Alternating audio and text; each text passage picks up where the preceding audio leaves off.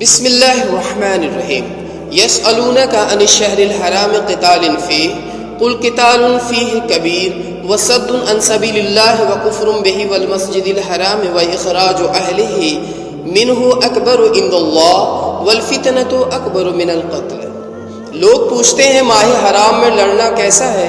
کہو اس میں لڑنا بہت برا ہے، مگر راہ خدا سے لوگوں کو روکنا اور اللہ سے کفر کرنا اور مسجد حرام کا راستہ خدا پرستوں پر بند کرنا اور حرم کے رہنے والوں کو وہاں سے نکالنا اللہ کے نزدیک اس سے بھی زیادہ برا ہے اور فتنہ خوریزی سے شدید تر ہے۔ وَلَا يَزَالُونَ يُقَاتِلُونَكُمْ حَتَّى يَرُدُّوكُمْ عَنْ دِينِكُمْ إِنِ اسْتَطَاعُوا وَمَنْ يَرْتَدِدْ مِنْكُمْ عَنْ دِينِهِ فَيَمُتْ وَهُوَ كَافِرٌ فَأُولَئِكَ حَبِطَتْ أَعْمَالُهُمْ فِي الدُّنْيَا وَالْآخِرَةِ وَأُولَئِكَ أَصْحَابُ النَّارِ هُمْ فِيهَا خَالِدُونَ۔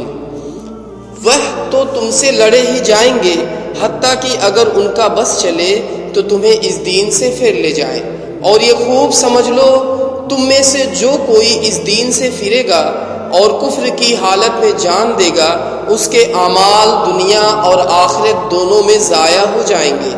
ایسے سب لوگ جہنمی ہیں اور ہمیشہ جہنم ہی میں رہیں گے۔